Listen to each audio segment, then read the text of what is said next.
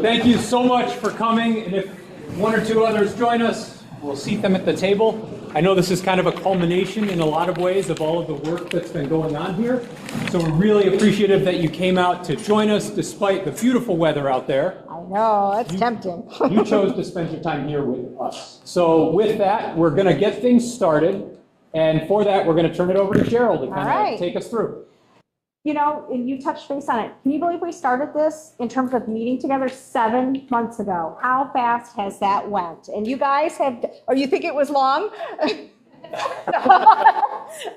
But I thought it went fast, and the amount of work that you all have done in 7 months is tremendous. So I've been doing this for 25 years and work with many committees. And you guys are at the top of the list in terms of committees who have worked collaboratively, who have worked with genuine passion and general best interest of the students and the community in mind. I've seen people fight, argue, walk out. I won't even go into details about that, but you've been tremendous. So kudos to you all at the efforts that you have done, because this has been your effort.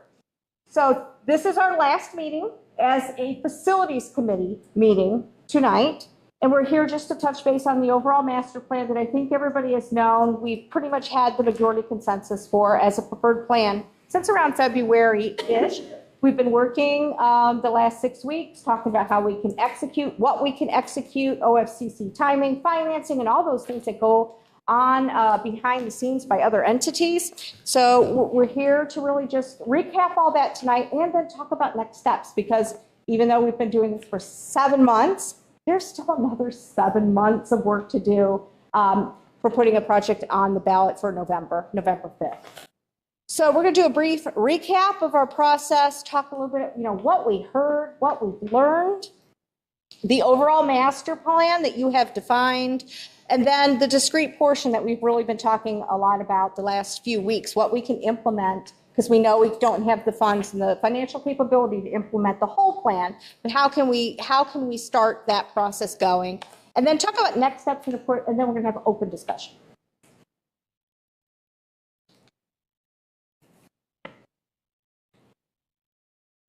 All right, so just a little timeline that really talks about the last 7 months.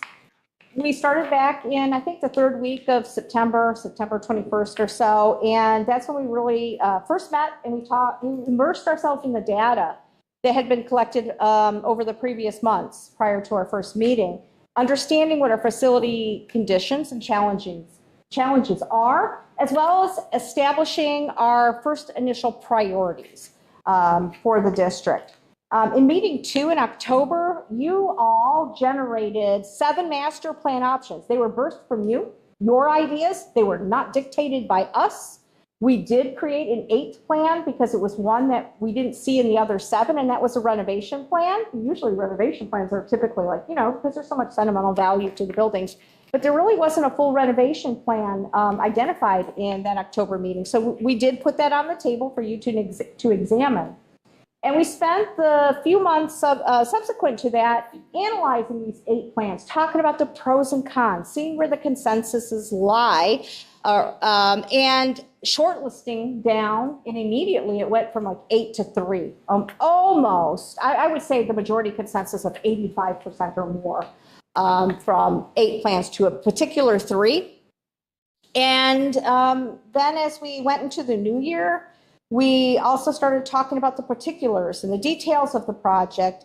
Where does pre-K go? Stay at Quaker, go to new school. Where does 6th grade go? We talked about project segmenting, which we're going to touch base on tonight. It's also called a discrete portion. We talked about project financing. Julie gave some great data about anticipated savings by consolidation. And then we spent March talking about LFIs, locally funded initiatives, the things that OFCC will not reimburse us for, but are 100% on the local dollar. I don't know why I'm having so many problems with this right now. Take a look, Carol. Thank you. If you could just hit that button.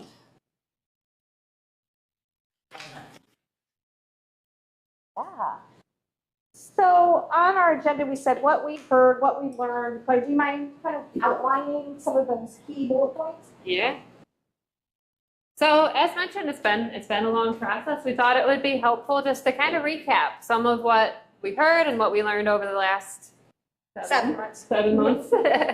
So, and what we heard from you really aligned really well with some of what we heard from the staff as well. We had met with them during some of the professional development, and they shared their experiences and challenges with the existing facilities as well. So one of the top things, the grade-banded elementary schools have challenges, particularly with transporting, as far as drop-off, pickup being complicated. There are safety concerns, and those aren't just with the separated schools, it's also with accessibility, access to the schools, things that just are difficult to address with so many buildings. There are system concerns, so a lack of comfortable spaces to learn in, which of course needs to be addressed. The auditorium is undersized and not functional for a lot of the different performing arts that would like to be held. The infrastructure is aging, which of course gets more and more expensive to maintain.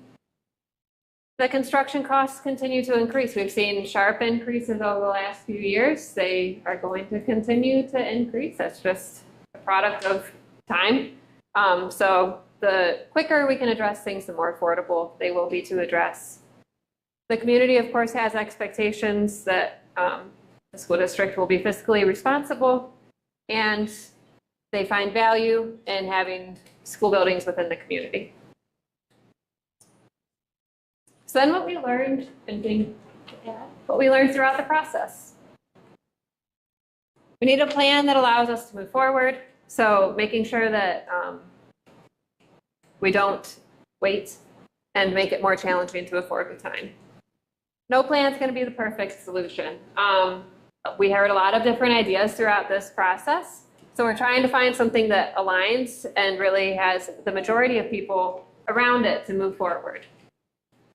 Consolidation of the elementary schools is considered to be a good move, and I think we'll go into a little bit more why in the future, but it allows the closure of 7 old buildings with the replacement of a new and updated facility. Consolidation results in savings both in administrative costs, transportation, and maintenance, so more economic in the long term. And then completion of the district-wide plan requires assistance of the OFCC, and I think we'll get into a little bit more how that works a little later. But it's expensive to address everything within a district. So the good news with that is that the new Philly is in the top batch as far as expecting funds, hopefully sooner rather than later, from OFCC. And then the plan should not cause displacement of students during all of the execution of this. So with that, I'm turning it back to Cheryl to talk more in detail about some of these items. Yeah, it was really clear very early on that I was really surprised. The magnitude of consolidation from multiple elementary schools to one was definitely emerged to the top in the very early stages of our discussions.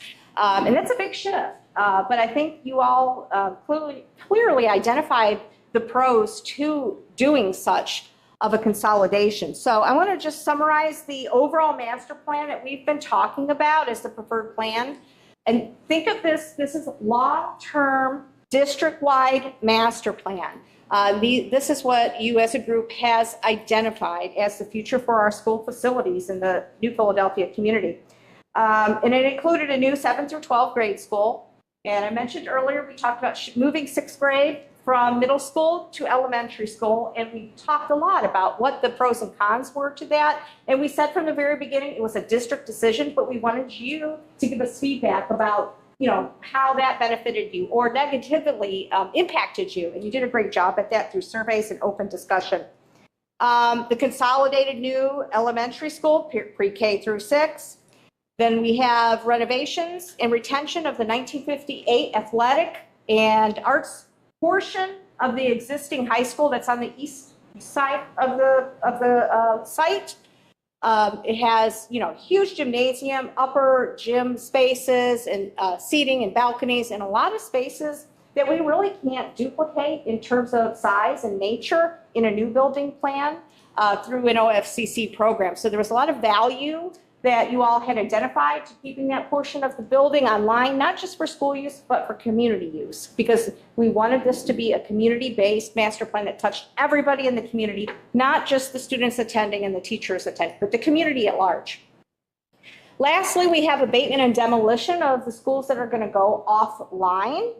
Now, it's in the budget right now. Abatement means removing the asbestos. You have to do that before you demolish it, but you do have the option.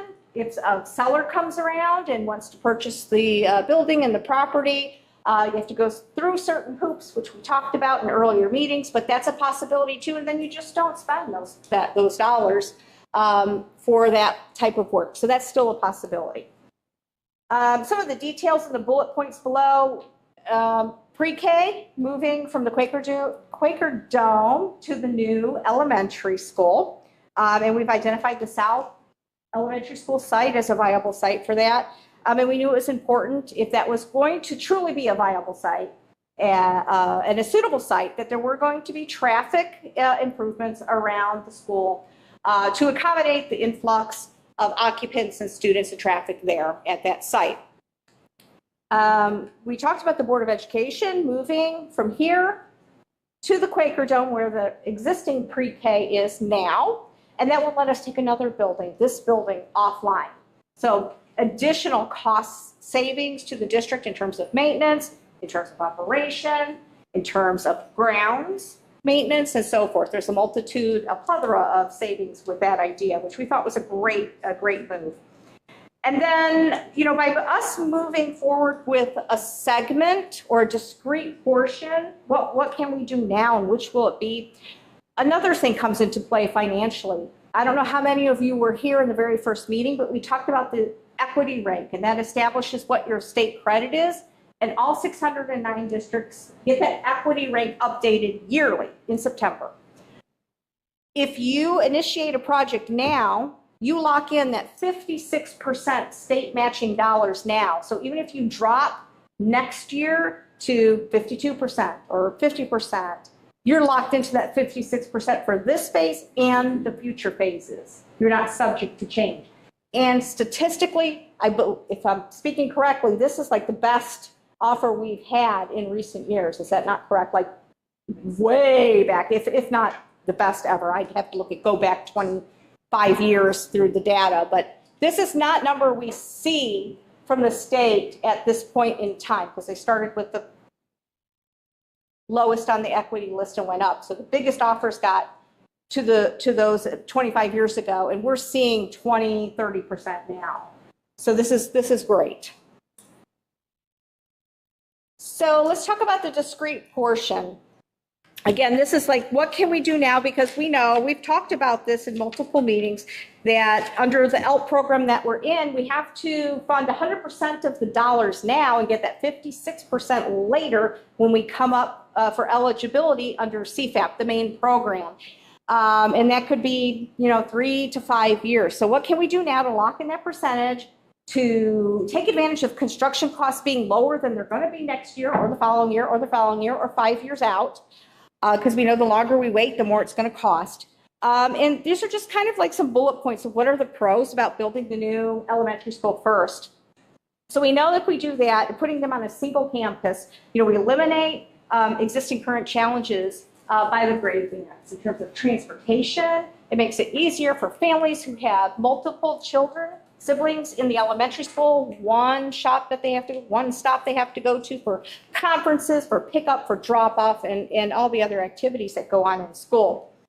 We know it increases and improves safety for our resource officers because they're not going to multiple buildings throughout the day. They'll be located here, dedicated to this elementary school site. In addition to the parent transportation issues that will be reduced significantly, and it will also reduce the challenges that the school district has for busing with the grade band in schools. The students in elementary school don't have to go through a shift of new buildings every year or 2 years. They build a sense of community, they build a sense of trust and security, really, and having this community school here that's collective of their siblings and the same staff, same principals, same programs that they've had from the beginning up until sixth grade. I already mentioned the family involvement. So we know what site's viable for the elementary school. We don't know that for the middle school, high school, but we know we have a viable site for the elementary schools. That's a big item here in determining about which segment to go first. So by doing this first and giving us more time, was it you last week? It was you that brought up about not having a middle school, high school site. Somebody, I thought it was you, had stressed or voiced some concern, like how can we move forward with implementing the middle school, high school without knowing the site, and that's true. So by doing the elementary school first, we now have more time to flush that out, as well as garnish community feedback as we investigate possible sites. All that being said, when we look at the numbers and so forth, we feel that when we get the credit, say, I'm just throwing the number out, 5 years from now, when we get the 56% credit from this project for the elementary school, and they're ready to give us the state credit for implementing the middle high school, we hope to have enough funds, we anticipate having enough funds to build the middle school, high school at that point in time.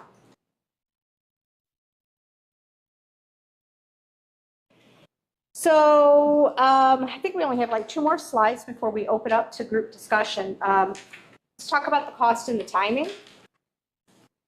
So right now it appears that we are going to move forward with the new PK through 6 project, that discrete portion, that segment, for the November 2024 ballot. I mentioned, we have to raise 100% of those funds now. We get the 56% credit later when we enter into CPAP. And we want to use those funds coupled with the funds for the credit for the middle high school to pay for that last portion of the project. We've talked a lot about cost increases and so forth, and we've been targeting really, really good to where we expect it to be. We were tossing around, I think, 61 point something million dollars. We've rounded it to 62 million, and that's about 5.9 mils. Anticipated now. The county auditor will certify that, but that seems to be where we're falling. And what that equates to, if you have a house that's worth $100,000 in valuation by the county auditor, and Julie, correct me if I say anything out of line, not Zillow, county auditor, for a $100,000 home value, that would equate to about $17.25 of an increase in taxes to your monthly payment. We talked about the last bullet point. So last slide. Talk about next steps. So in recent years, the Ohio State Auditor has become very strict at what and what not a superintendent, a treasurer, and even board members can do to promote a bond issue. And it's made it very challenging for them to promote and rally support for a passage of a levy. So we have to rely heavily now on you, and we really hope that you, as authors of this plan, you birthed this, you own it. This was a culmination of your ideas and thoughts and feelings of values in the community, that you could continue on and help in support of the bond issue committee. It's a separate committee. And you will literally be the boots on the ground. We can split into subcommittees, wherever your preference could be. We'll also gather other people from the community, but it's really to do the work, the nitty-gritty work. And we are even limited now to what we can do. So it's changed dramatically in the last 5 years. But we really need boots on the ground for people to raise finances for the campaign, signs, advertisements, flyers, door hangers, all that costs money. Get the word out, promote it, canvassing, all of those things. So we did create a little sign-in sheet. If you right now feel like you're interested, before you leave, if you could sign up for it, you can take time to think about it if you'd rather. But encourage you to talk to your neighbors, your friends, and rally support for this, because their hands in administration are really, really tied now. So that's going to occur in the next month or so. The state is also doing that ELP agreement, the project agreement. We hope that they'll have it done in time for the May board meeting. If not, they can approve it at the June meeting. When school districts put a project on the ballot, they're required to have 2 board resolutions. It's Ohio law. The first one's called necessity, resolution of necessity. It's essentially just saying we have to, in order to fund this project, we have to put a bond issue on the ballot for the taxpayers to approve. So we anticipate that occurring in June. And then the second board meeting, and the county auditor will certify the millage and all that. That language is written and the board approves that. We anticipate that to be at the July board meeting. You're required by law when you put a project on the ballot to file within 90 days of the election day. Election day is November 5th, so I didn't go back and count the day, but first week or so of August, we'll have to file with the County Board of Elections for the bond issue. And then November 5th is election day. So what I find really ironic is this is 7 months, 7 months of work now in the next future, and it's equivalent to the 7 months that we just did. But I can tell you, and Ryan, you tell me if I'm wrong, this is going to go so much faster. This is going to, it's going to feel like lightning speed. Again, encouraging you to participate. You've been great at everything you've contributed to date, and we want to make this successful for you. So I will open up to Q&A. That was a lot. Comments? Yes. That's simple, but I'll start with this opening question. So what efforts has the district made to reach out to a broader audience of the entire district versus just this committee? Do we know for sure that this is what the majority of the residents of the district want? So we've made lots of efforts to reach out to anyone and everyone who is interested in participating, from mailers to putting on electronic signs to advertising, putting it in the newspaper, we're on the radio, of course, websites, social media, etc. And all of those efforts, we begged people to come and participate in this process. So we can only work with people who come. We have to work under the assumption that the people who wanted to come and be part of the plan made an effort to do so. And so we have a guarantee that we have the viewpoint of every person in this community. Obviously not. You know, most people we had was 80-some people in this room. But they were the people who chose to be part of the process. And that's what we have to go with. We can't drag people in here and force them to be part of the process. We can only work with what we have. I didn't know if there was some sort of survey that was We did sent not out do a to- community-wide yeah. survey, no. that we could did reach not. a broader audience. You may not get the response rate that you're looking for, but at least you reached out. Yeah, we did not do a community-wide survey, no. My second question relates to the ballot. So you mentioned like $72 million, right, for the elementary school. Is there going to be a second bond issue after that for high school, middle school building, or will that somehow be wrapped up into the first bond issue? How does that work? So right now, we're hoping that the credits from this project and the credit from the future project will cover the entire project cost. So it's kind of tricky because you don't know what inflation will be each year. But right now, we don't anticipate or expect another bond issue. And that was something we heard from you all clearly too, that, you know, one and done. So will there be mention, though, that the project will include a new middle school, high school? What do you think? I'll throw it back on Because you guys. my question would be, if that's going to be done without, I don't think it's fair to the voter to not know where that school will be. I mean, you're not necessarily voting on, you don't know all the information when you're at the ballot. Right, so the information that we're putting on the ballot is for the new elementary school, okay? And that is what we'll clearly project, because that's what we know. We don't know where the new middle school, high school is going to be. We don't. We know what the anticipated projected enrollment will be, and the size. We don't know the location and any other pertinent information associated to that. So we have to be clear and careful to only give the information that we know. If we don't know all the details, maybe we postpone putting a ballot or a bond issue. I mean, it just seems like maybe we're doing this prematurely if we don't have all of the sites identified. That's just my opinion. Well, to be clear, the bond issue is to build an elementary school. So that's what we're trying to do right now, is build an elementary school.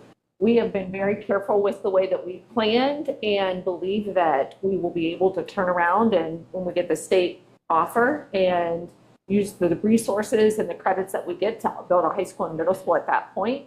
We obviously want to continue to engage with the community and get feedback about where that location would be, because that's a future decision. But the bond issue is to build an elementary school. That's what the ask is right now. It's not uncommon anymore. It used to be more common that districts could attack the whole district in one fall swoop, right? Because the costs were so much less. And over the last 10 years, the common thing is to develop, a long-range district vision. We don't have all the pieces solved, but for the pieces that we do have solved and the things that are our immediate needs, let's try to tackle them first. And, what is like, how do you eat an elephant, right? You take, chunks. And that has been the most common methodology for implementations of master plans, just because the costs overall are just so tremendous. And and again, we have that additional thing of not knowing where the high school site is. But the concept, I think, that everybody has expressed, that the right plan for this district is 2 schools, an elementary and a middle high, regardless of us not knowing where that middle high school will be in the future, but that this is the right plan to fit the district's demographics and profile. For everything I've heard, though, is that there's no land available in the town, in the central part of the town. So, if I'm going to the ballot, I see that as, well, I know it's only including the elementary school, I get that. But it's also including the other building, because we'll have the credit then to do it in the future, right? So the alternative to not doing it now is to wait. And in just the last 5 years, the plans have increased the costs have increased about 50% over the last 5 years. 30 to 50. There's also the additional benefit that this fall is a presidential election. And data, we actually researched this back, bond issues have a much, much higher success rate during a presidential election than during a non-presidential election. So if we can take advantage of that timing, historically, that has played into the benefit of districts. But, my question back to you is, how will waiting help us other than making it cost more and making it become more unaffordable as time goes on? Right, I appreciate that. I appreciate the effort to save the district money and the voters or the taxpayers' money. My concern is not explicitly stating where a future high school building is going to be is not fair, in the sense that you're asking voters to vote on something they don't know, and honestly, maybe not every, and I don't know, it's maybe just me, I don't know if every voter wants to have a school in Chunbron or Yorktown. I mean, it seems like that's where all the land's available. It's not in town. So, and that's all I hear is that we're looking at on the outskirts of town. So we should, if I'm going to the ballot, I assume that that's what's going to be the case if it's approved. Yeah, Just keep your comments. So in the event we pump the brakes and wait, we could save money. If inflation hasn't went away. Interest rates are the highest they've been in 40 years. We're all anticipating 3-4 rate cuts. I like the pro of voter turnout election year. But what if rates go down?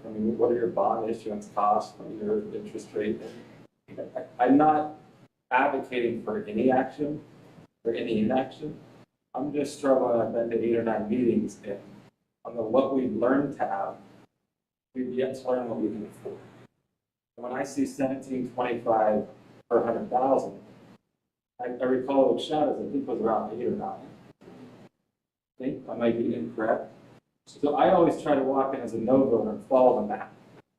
And when I see 8 meetings we don't know we can afford, I just feel like, are we in a rush to put something on the ballot, expecting voter turnout?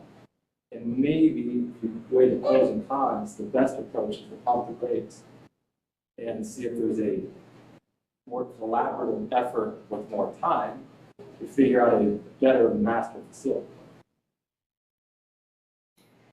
Julie, it was like, you know, I appreciate what he just said. If about interest rates, you're right, they're higher than they were several years ago. But do we have the opportunity, if the interest rates go down, So to bonds, there's a couple things you can do. And bonds are a little different if you're a public entity because there's something called arbitrage rebate. So we can't go over 5%.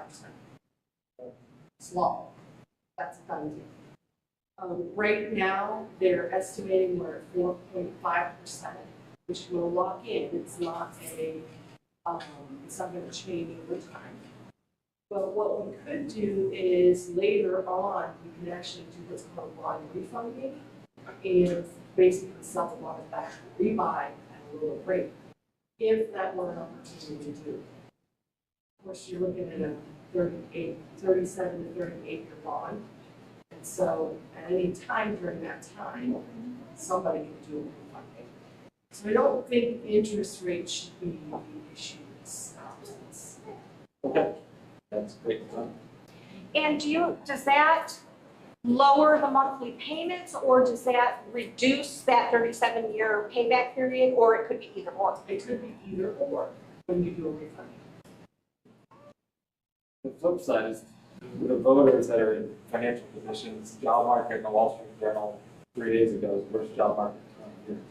When you're asking the average voter for $414 tax, I think with flush job, maybe it's the net benefit from the school, the interest rates, but I mean, again, every time I walk in here, I go, how do we get 51% of the people to agree to cast a yes vote? And I don't want to feel like I'm so abrasive and negative. It's just I think you got to follow the money and say, how do we get whatever the number is? And one big problem I've also had is, what is the largest village tax increase that we've ever passed for the last 40 years? I mean, if we've never passed, if we're asking for a 58% increase, and we've never passed over a 20% increase, I feel like that's a good data point we should be asking ourselves. The largest millage rate was an emergency, which is actually a fixed dollar. And I don't have a quote what the village is without actually looking at it. It's $3 million and it's operating. But the reason that's such a small number is because when you're looking at an emergency, the time period is so short. So you're looking at a 5-year emergency. We've since passed that, and we have that as a 10-year. So we've expanded that time frame, but I can't pull the Where does the 17 in per thousand compare to Oak Shadows? $16.14. Is Oak Shadows? I will say too, and we are not strategists in finance, but it's kind of just known in our field, like to be under 6 is a good thing. Under 6 mils for districts. I'm not speaking particularly for your district. I do not know that data, but that's the kind of like known number in our realm. To see success, you'll have a higher rate if you're under 6. So we're 5.9. Yeah. When you're talking about monies, and Christian was saying, going off of that, as a voter, it comes down to money, right? For a lot of us, yes or no, it's going to be based on money. I would be more likely, I'm going to vote yes regardless, but I would be more likely to vote yes if I knew that my $17.25 were going more to just one pre-K elementary building. If I knew, and I understand not talking about the middle school and high school on the ballot because that's not what we're doing, I get that. But if you're planning on using credits to do that, I mean, and you're not going to be able to tell everybody, or get everybody to understand that. But if I knew that my monies was going more to just one building, it's the same problem Dover has now.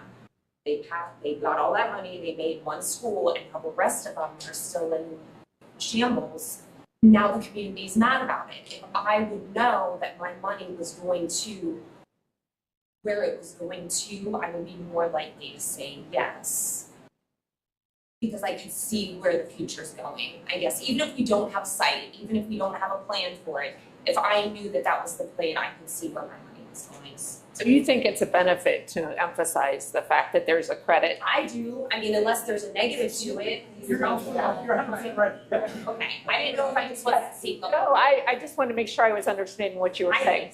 I think it lets people know that there's not gonna be another ballot initiative for the high school. Correct. Oh, they're gonna ask for $17 now, and then in 5 years, they're gonna want another 17. That was something you all expressed very clearly in one of our early meetings, that if, you know, not to go back multiple times. I mean, and it's hard to promise that, right? Because of inflation and the way things change, and how long we're gonna wait till we get a middle school, high school, I mean, things can change. But that's our So, but I expectation. can cross that road when we get there, Yes. but, The expectation is that we won't have to go back. right?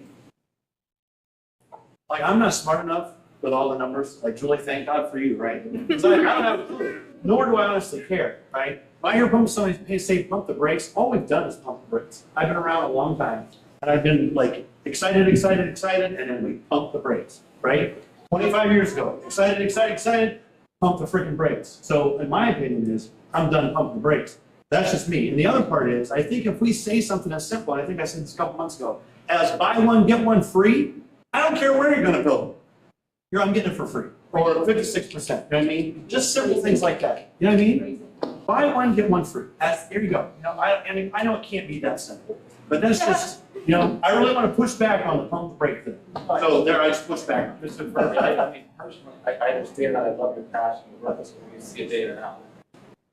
My term of pump the brakes, is I want something to happen. I get it, and that's cool, we're both on the same page. As a realist, I mean, in the line of work I'm in, everybody's an eternal optimist. You have to be in a real, you have to walk the line. Pessimist, optimist, eternal realist, not optimist. Right, and so you know those things. And it was just pump the brakes as in, I want to win. Right. Good, Well, better, so do I. best, I want to win. And I feel like the passion that we all bring in different areas potentially can be channeled to how do we get enough people to get things.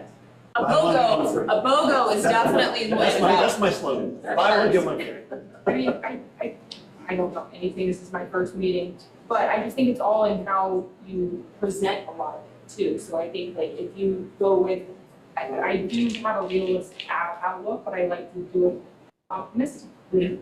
And I'm like, okay, this is what is going to happen. Okay, well, let's make the best of it, you know, like we did the elementary school grade leveling. I have 4 kids that are going to be in 4 different schools in my time when they're in elementary school.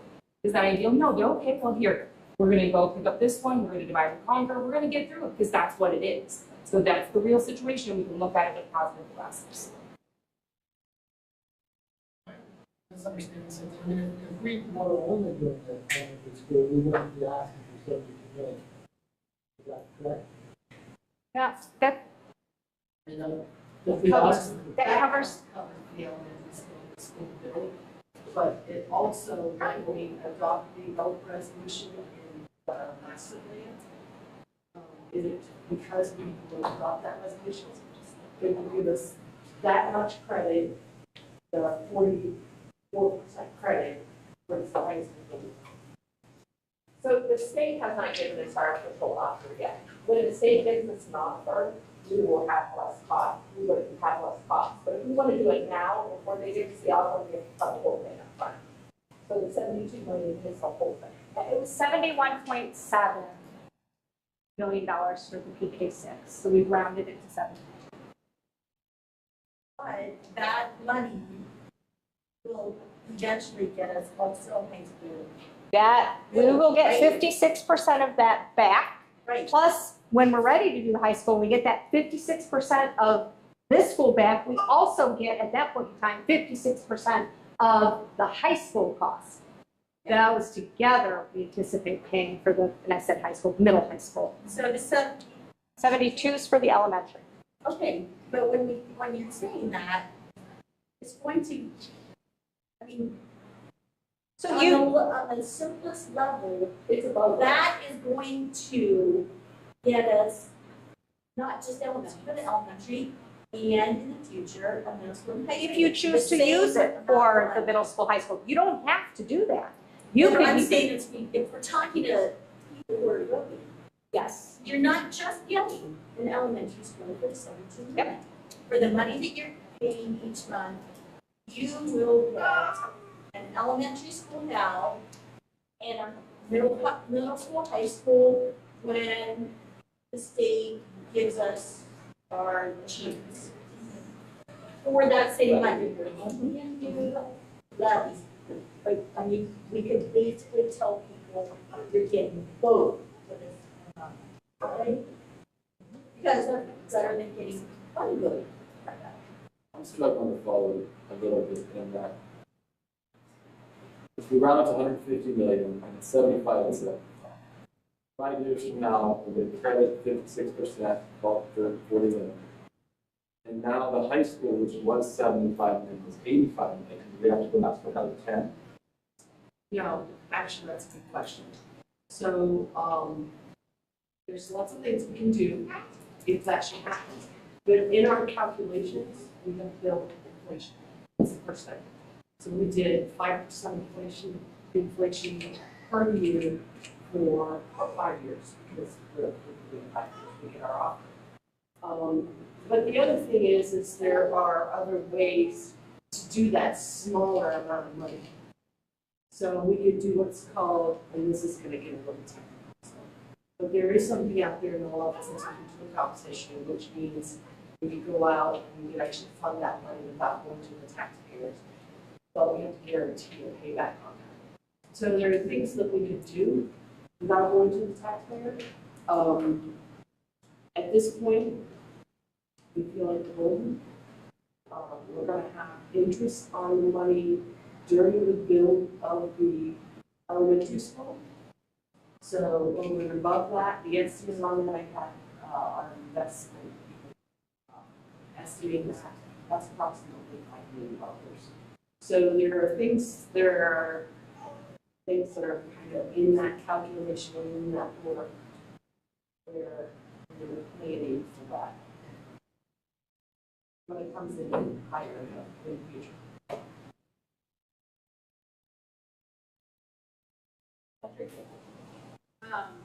Is there a way to continue the conversation or hash out more of an idea about where the middle school and high school will be? Because I feel like in the next 7 months, because I feel like from a committee issue of trying to get people to pass the bonds, I wasn't super involved the last time, but the majority of the reason people said no was either money or location.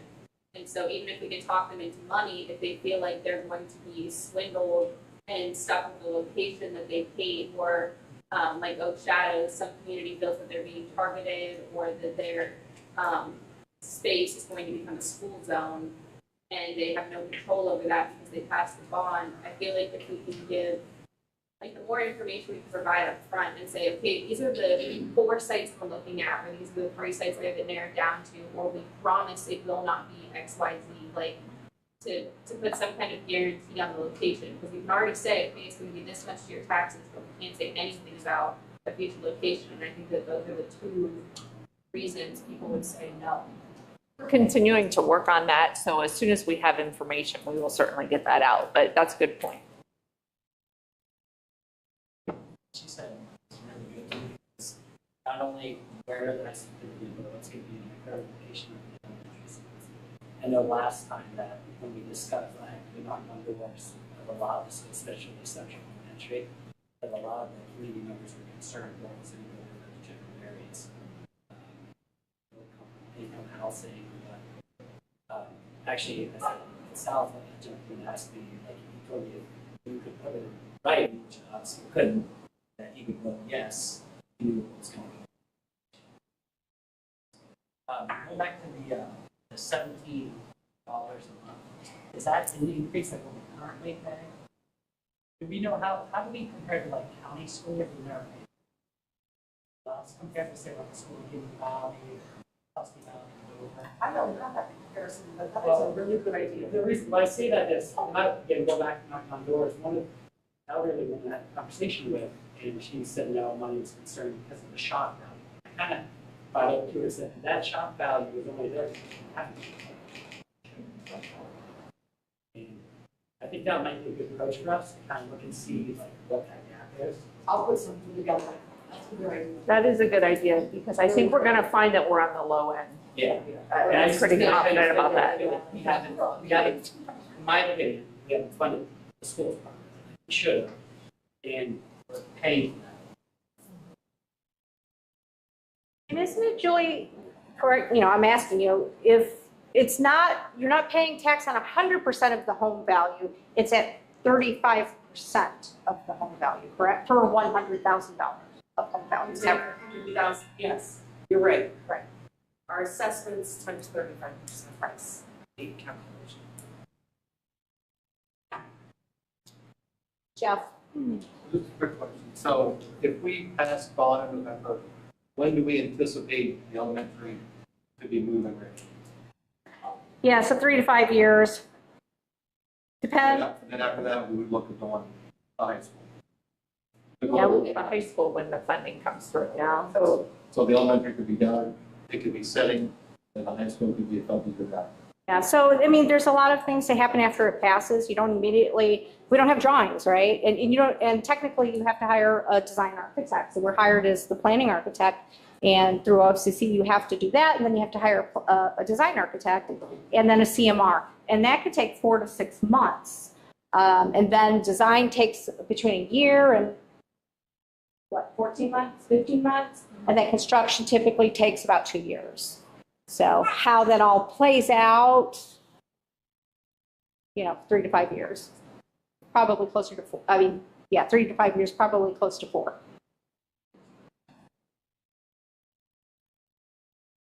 I know we want to do South School for the new elementary, and we talk about reconfiguring the traffic situation. How are we going to do it? Yeah, so we have to get a traffic engineer to do a study and figure out what they'll study, how many students, how many parents, how many buses, the logistics of the current streets, and come up for a solution. So in the bond issue, we have a couple $1 million already set aside. Out of that 72 million that's allocated for road improvements, traffic improvements.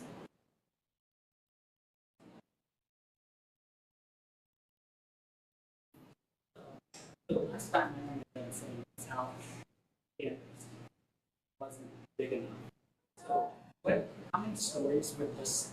Do we know that already, the size of the school, how much green space there would be? The academic portions, so the classrooms essentially, would be 2-story.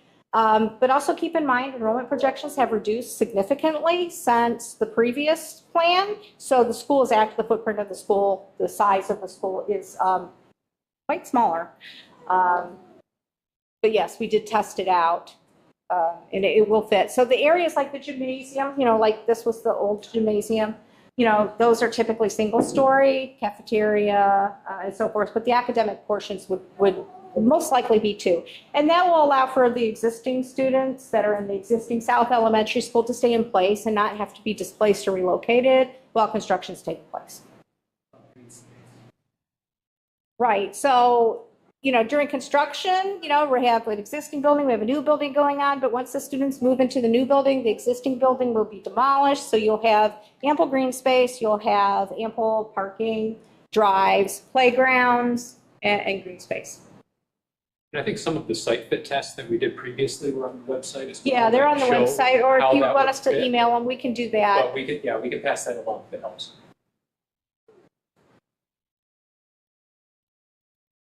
Questions?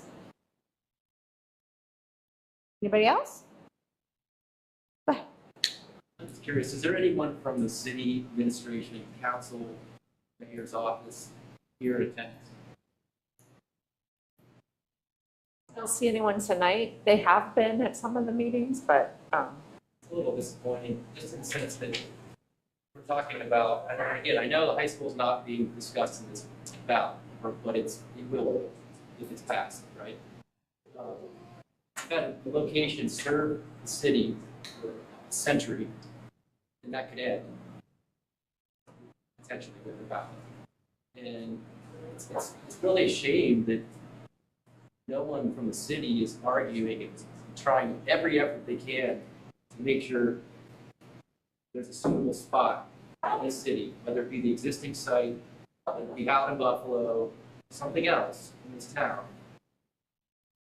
Because there's going to be a significant impact on the community. The neighborhoods will be less vibrant, downtown will suffer because development will follow the school.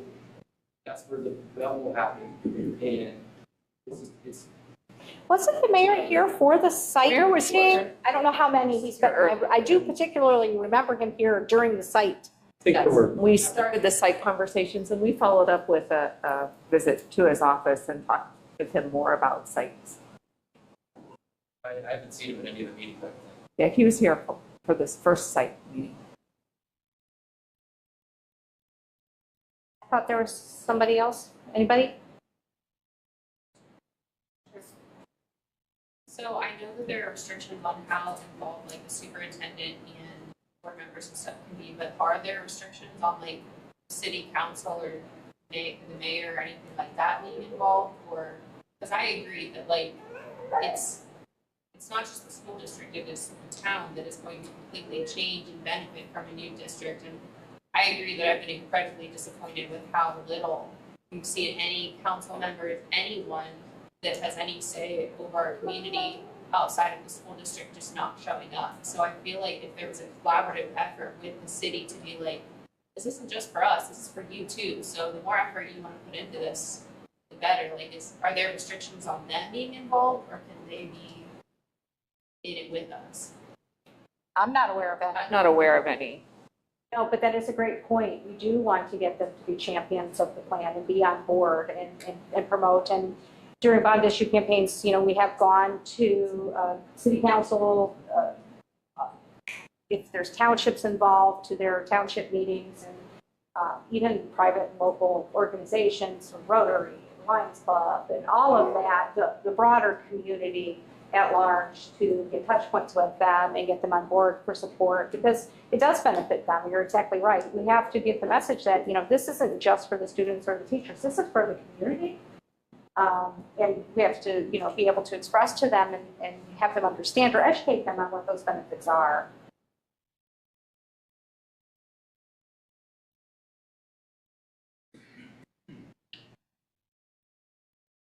Comments or feedback?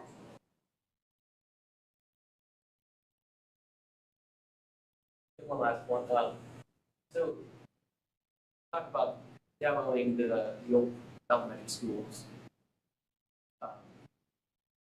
Is the plan to keep them in board ownership, or is it because I hate to like divest ourselves of these properties if they become real candidates for a high school middle school? I know they're small, but you know, maybe it becomes an opportunity to buy an adjacent parcel. Okay, now we have enough acres. So right now it's in the plan, if that's what's chosen to be done. It doesn't mean you have to do it, right? And if we don't use that money, Julie, correct me again if I'm wrong, we don't, it comes off of the bond life, right? We don't issue the bonds for that. Is that correct? For You're abatement. talking about demo Demo. abatement? Yeah.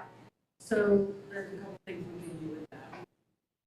Our 44% of that demo abatement will be issued by bonds, so if you wouldn't use that in the plan, we could use it towards LFIs, other things. If we get to the end of the building project and we've got an abundance of money, again, we could do a refunding on that bond, bring the bond down. So, I mean, that's kind of down the road, the decision on that. But That's a really, does that answer your question? yeah, I think that's what I was looking from you. No? No, so the south side is built. Okay, now we have a school with 6 building. The next step is right to demolish central east west. south, north, right? And what happens to the properties from the south? Well, I don't think we have discussed that. We haven't, yeah. That would be a board decision to keep the cell. Well, I would suggest It's that not it's south. their swing space as well, wouldn't it? The high school project? We haven't made a decision on middle school, high school. That would be a good place to put some bodies potentially during that phase if we would have to do or need those spaces as well. But we just don't have. It's definitely a viable option there. We're certainly not going to start with the wrecking ball until we know exactly where all our I students are think going we to have to be. kick on down the road. Yeah. And I will say, you know, had a community member approach me and say, don't keep those buildings, look what happened to what's from that thing. Because it's a nice one. So we kind of got to think about what the community wants to. When you get the state funding, you use that, but isn't one of the requirements is for state funding typically demolition of old buildings? You don't have to, no. No, that, we have a choice with this, and we chose to put it in if that's what we end up doing. And if we don't need to, then, you know, the scenarios that Julie just outlined come into play. So we're safeguarded by putting it in the bond issue now. So now you have the flexibility to do either or. If we don't put that money in the bond issue, you're now fixed into selling. You don't have, you won't have the funds to demolish, abate and demolish. Still, again, struggle with the BOGO concept. Again, if it passes, I think it's the greatest endeavor before it ever take. Fails, I think, it's a negative phase. Is there any precedent in any other peer state, anywhere in the state that this has happened, that they did a segmented plan? Is buy one, get one, we don't know where it is? Or are we the test case statewide with OPCC that we passed a $75 million bond, and we're going to wait to identify the site and find it? Yeah, so like I said earlier, it's becoming more popular to do a segment. I'd have to go back and look at the data and the time frame from when they did the first Euclid. I can tell you that, Euclid. My point was Euclid's an urban city, but that's one. Is there a new Philadelphia-like city that still has a city center, that still has complementary city characteristics of us where this is happening? And I would just caution us, I don't think we want to be the example for where bond council, legal teams, OPCC meetings to go. Yeah, New Philadelphia tried that, and we thought a BOGO concept would work, and voter turnout was 730 against it because people, when they buy one, get it free, they want to know what to buy. That would be my own comment. Yeah, that's great. So let us see what data we can compile, and we can, you know, share that out. We have your email addresses. We can also post it on the website. But this is more as construction costs have increased so much. This is, you know, doing one now, credit later for future buildings is becoming really almost the only option for some school districts. So it's becoming more mainstream. But I know you want to see the data, so we'll look at that. How relative they are to your city and the other components, you know, I don't know, but we can do that. We can do some research on that. Give you the data. Just throwing this out, is it too late to add the existing high school, middle school, just renovate November 5th, honestly, for this 7 months? Again, I'm putting my voter hat on, going, asking a question, do I think it off on as a number? Not that we are voters. Well, there's a level of renovations that needs to be done. The school district is, the school building is oversized for your current population, so you're not going to get a full 56% renovation credit on that building because you're oversized by like 30% for your current population, or the future, for the enrollment projections. So there's a reduction there. And then I don't know, you know, as we increase the project cost at 72 million, let's say now it's 120 million, that's $17 and whatever cents it was a month, now may become, you know, twice as much. I don't know. So those have to be weighed and balanced at what the community will tolerate, for, you know, and it's tricky. It's not impossible. And it may be, you know, come 5 years now, as we navigate through the next few years of conversation, that maybe as a group, in a community, you come to the decision that the middle school, high school should be renovated. That doesn't mean it's off the table. You can still change your master plan with OFCC and do that. It's just you'll lose credit, you know, towards that 56% renovation. So don't think that just by us moving forward with the elementary school, that puts a nail in the coffin for the future. I'm sorry, can you back up and explain that again? We're oversized by 30%? I don't know the exact number. I know you're oversized by tens of thousands of square feet in that building for the projected enrollment. So it was built by the state standards of how much square foot per student you get. You have tens of thousands more square foot in that building than for the projected enrollments. So the state will not co-fund in renovations of whatever that delta is between what the projected enrollment should get versus what you have. So that will be millions.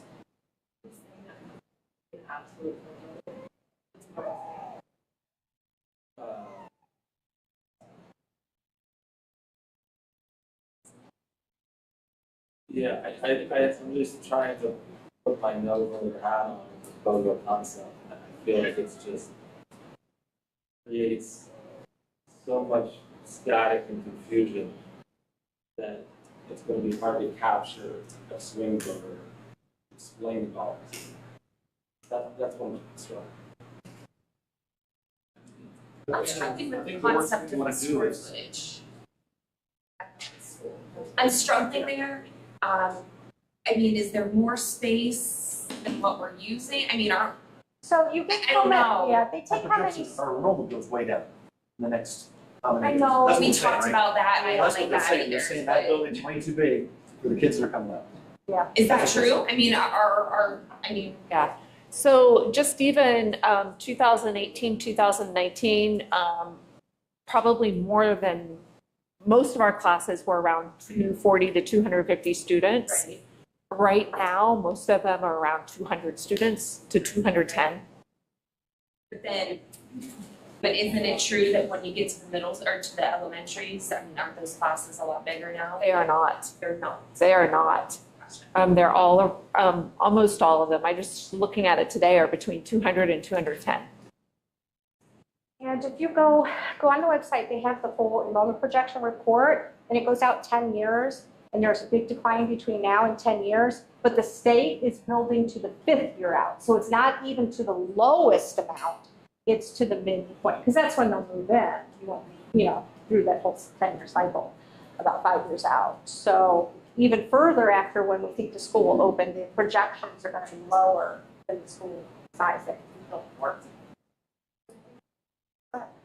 As far as I understand, and correct me if I'm wrong, but the work over the next 7 months, part of that sort of task of the next committee is to think about messaging and what's going to be understandable. All the things that you brought out, so you better be on the committee. No, because we have to think through that. You're giving us the lens and the mindset of what the community is thinking, so we do have to think about that. So this is great dialogue. There's validity to, your concerns and comments. So thank you for it. I'm with her. If we have excess square feet, it can be an advantage to renovate. Well, you're not going to get 100%. You're not going to get that full 56% to renovate. So you're going to be paying more. You're not paying for site, utilities, LFIs. So you have the bricks and sticks involved. I would have to look it up because we did cover this in the very early stages. I can't recall exactly, but I know the cost to renovate versus replacement was something like 76%. The cost to renovate versus building new. Then when you factor in, you're not getting the full 56% credit. It might actually be more costly on the school district. Very close to the same overall cost. Yeah. But how much of the credit, do you know how much credit you get? Like, we're not getting 56, what is the renovation credit? We don't get the full one, is it like? It's 50, 49%? yeah, so it would be, so let's say, testing my memory, I think the building's close to 250,000 square feet, 280, I can't remember off the top of my head. Let's say it's 280,000 square feet, and the enrollment projections say you should have a building of 230,000 square feet, because I think that was maybe close to the number. You're going to get 56% of the renovations for 230,000 square feet, and you pay 100% of the renovations for the delta to 250,000 square feet. Does that make sense? Yes.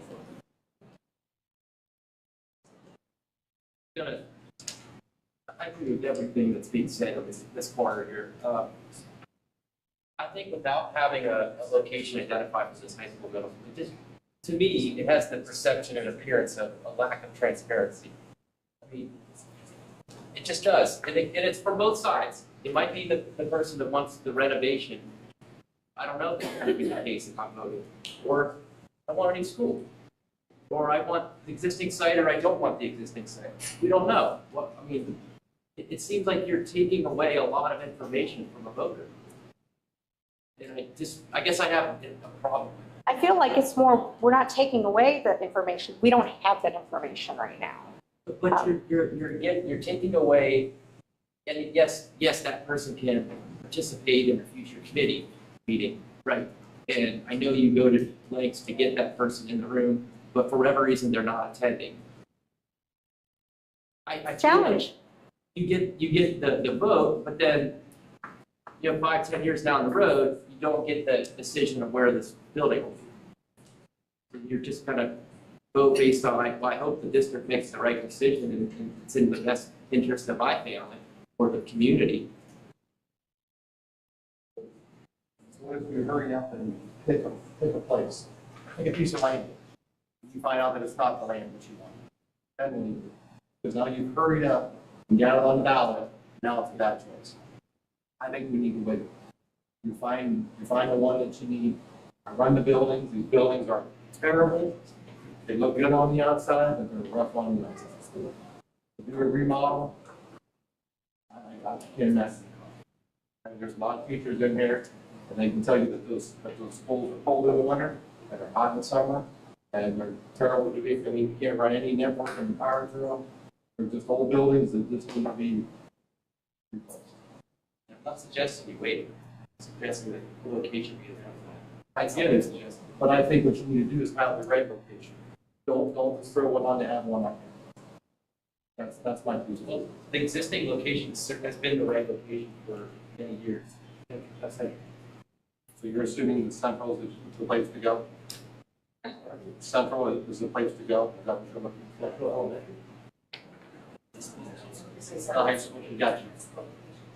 I think it's most logical. I don't think there's a right or wrong. I mean, we're not Husky Valley. We're not Sandy Valley. We're not a rural school district. I mean, the downtown central district business district in Mid-Philly is very unique. Many studies done on our city branding at urban planning undergrad.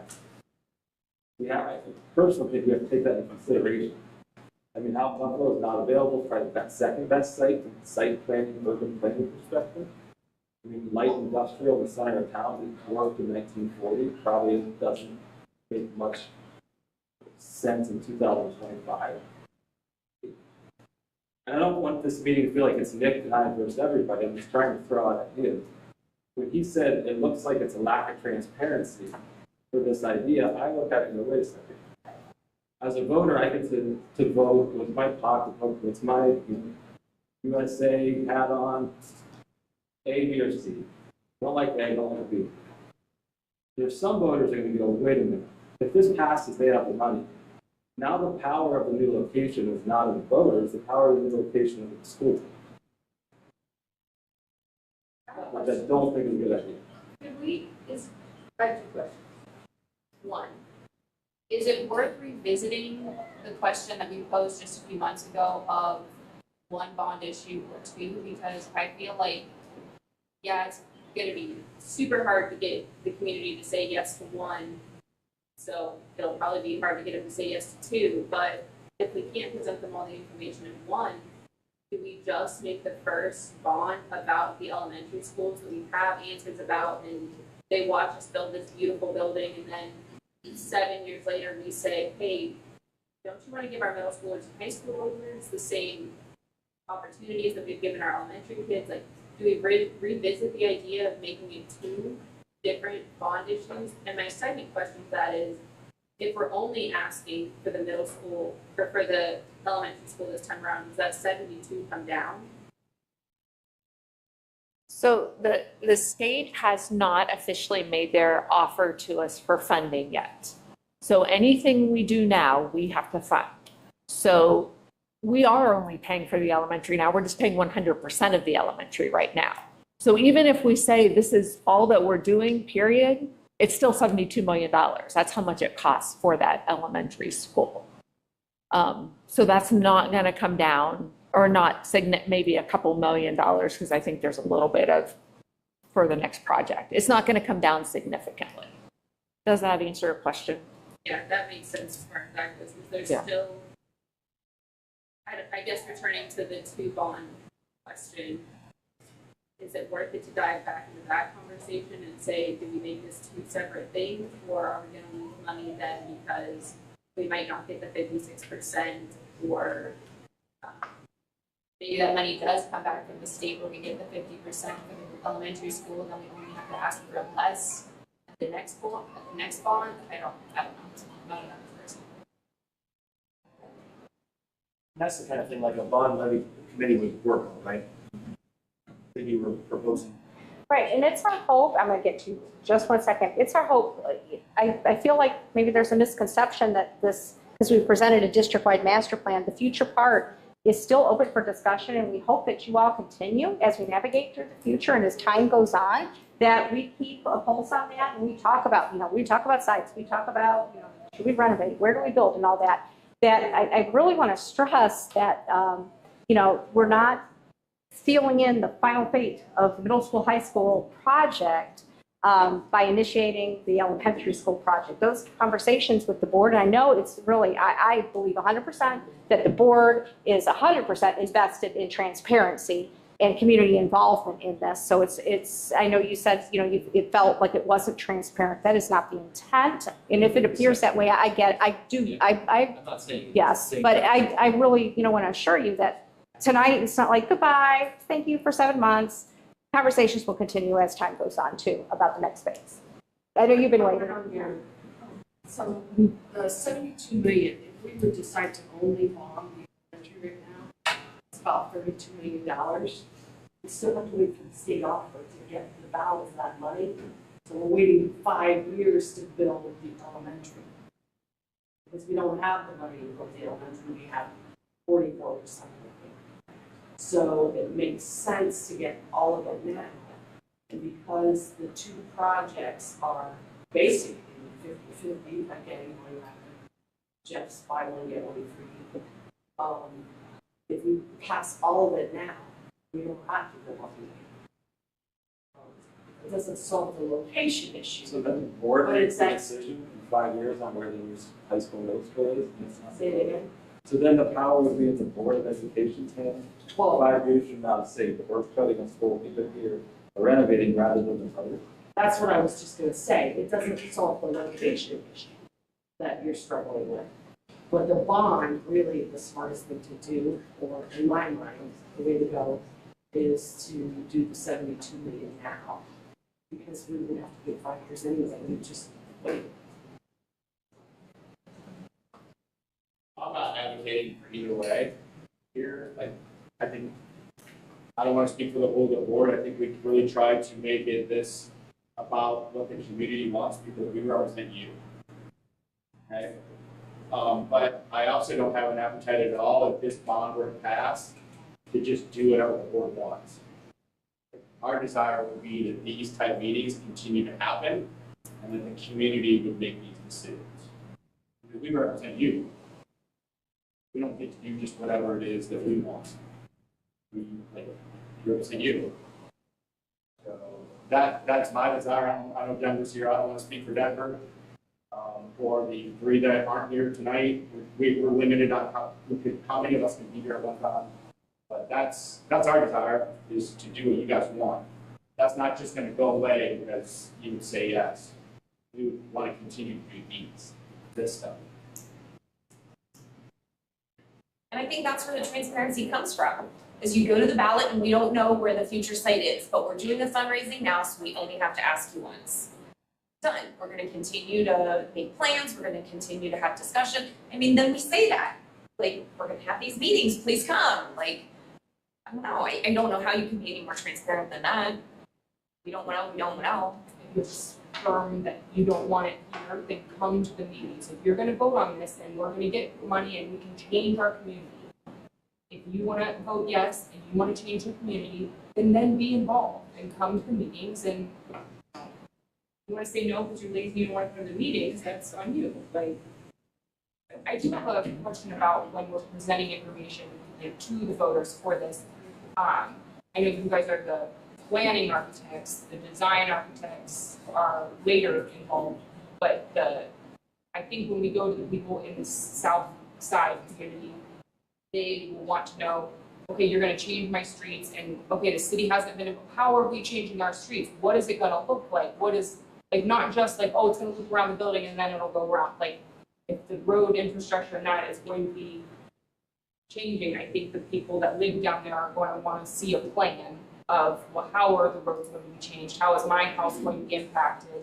Is every morning in drop off there going to be, you know, traffic coming through, or, you know, like, I think that they will want to see a plan just in regards to like how the roads will be affected. One of the first steps, I believe, Claire, once the project has ballot, because there is a significant cost to having a traffic engineer study done.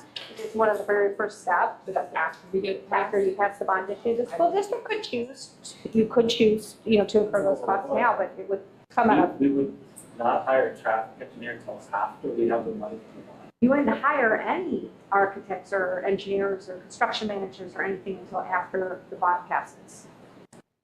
That's the common, yeah, Ohio does it kind of backwards from other states. So the So there's Board of Education could go from 5 elementaries to 1 on a city road, and then pass it, get a traffic study that says there's no way to mitigate it, and everybody goes over. Well, there's almost always a way to mitigate it. Exactly. It's just whether it's putting in a turning lane or a signal, or how many, you're better to speak to this than me, even the traffic coming in and out of the site, how many lanes that is to support the influx of traffic and so forth, so it doesn't back up to the surrounding streets. The traffic study is usually most informed by if you have a design that's a little more farther along than what it usually is in master planning, because that's when you have your designers on board, that's when you have more technical people that you've hired to do the job, but there are significant fees associated with all those different experts that would come on board. So that's when the traffic engineer really would have most to react to, because they have an idea of where the most parking is landing, where all the costs are coming from, all that kind of stuff. But there's always strategies that are proposed by them that we've accounted for some of those costs. And a reasonable.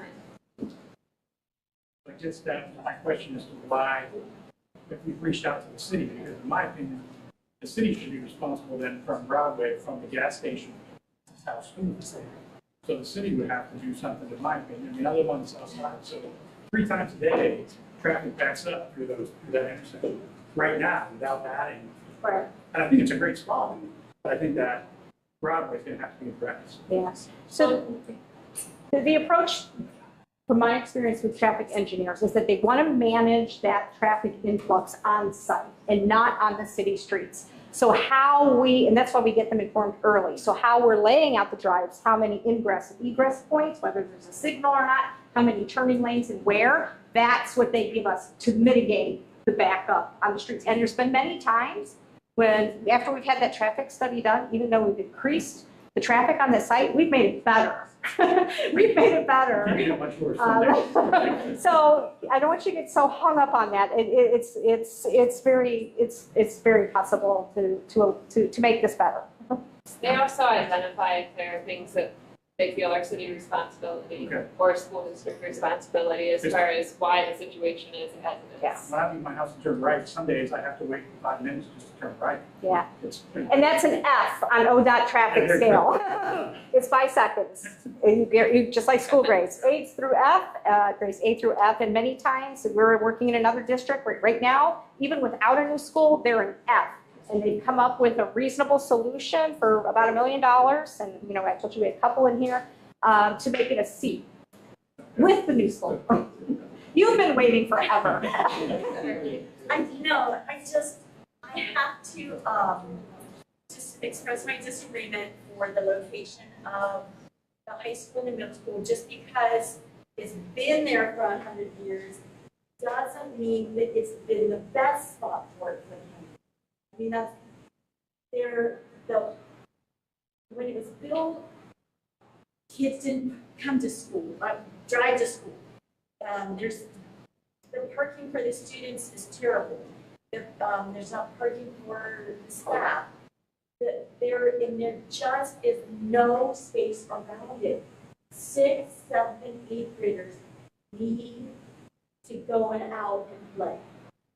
And there is no place for that, except for that little parking lot T. And, you know, the And age, and they go. I mean, so, and also, the traffic through there, when school lets out and school starts, I don't see, I don't think that that's the best location. And we talked already about, like, it would be nearly impossible to expand, like, the auditorium area, which we would like to do. We have a tremendous tradition in the arts here in Newsville as a real pride. So just because it's traditionally there, I don't think that makes it the best place for it. And I'm not sure. I'd like to see more information about it, whether it actually helps the downtown business or not. I don't see how it does. I don't see that connection there. I mean, the kids, maybe they go eat places, but they go to the boulevard and run and stuff like that. I don't see that it benefits. So I don't know if that would be. I mean, I just have to disagree that that would be adequate in any way to renovate there or build a new building there. Address that. We disagree. Yeah, no, I appreciate that, it's fine. I can point you to countless studies that show a trend toward going away from existing development to greenfield sites, right? And that's the trend. All these schools are doing this. And you know what that does? It takes away the walkability, and now you have everybody driving. There's no kids that can walk or bike to school because now the school's way more than 2 miles from their house. And so, yeah, there's no more walkability. And that walkability changes the neighborhoods, like, dramatically. I don't know how it changes them, but I know that, I mean, everybody would be busted. They wouldn't have to drive to school. They can, everybody's going to make a choice. But my kids who come to school that walk, they come to school wet. They come to school cold because they don't want to wear their coats because it's not good, or they don't have coats and their feet are wet all day. And sometimes parents have to drop them off early, so they're standing there from 7 o'clock until 7:20, or they get to come in. And I mean, and then there's issues with kids when they leave the school building, getting into trouble on the way back, home, and all those kinds of things that I'm not really sure that being able to walk to school is really that important. I think that, bus can pick you up, and then you don't have any of these issues of kids getting in fights or trouble with the neighborhood. And I don't think there's any, again, you're not going to be cold and wet when they come to school. You're going to come to school at the right time, so there's not I don't know. So what about childhood obesity? What about equity? There's families that don't have cars or only have one car. Well, what if it's problematic or hard to get to a bus stop or, I think kids, districts will make sure kids can get to school. So I think that's for families. I think we're getting a little bit off topic here, so we're gonna rein it in just a little bit. I just want to take a minute and thank you. Some of you have been here every single session, and we've had some good conversations. We've had some disagreements. We've had some areas where there's a lot of consensus, and clearly there's still disagreements. What I can tell you about the plan that was presented here tonight was that we really believe that this plan was birthed by the meetings that we've had. This wasn't my brainchild, it wasn't the brainchild of the board, it wasn't the brainchild of the administration, it came from all of you. Is it perfect? Absolutely not. The question is, will we let the imperfect stop us from taking a step forward? Is that really what we want to do? Because if we wait, we know it's going to get more expensive. If we wait, there's going to be additional challenges. That is why we're presenting it here now. I believe the time is right for us to present this now and to see if the community wants to support it. So again, thank you. Please, if you're interested in continuing to be part of this process, and I hope that you are, sign up to be part of the bond committee. If you are a school employee, I want to note that you need to sign up using an email address that is not your school email address, because this has to be done outside of your role as a school employee if you're interested in participating in that. We will continue to engage, look for more information to come out soon about how you can be part of that bond committee. And we will go from here and see what the community wants to do with this. So thank you all for your time. I appreciate your feedback and the good discussion that we've had here tonight.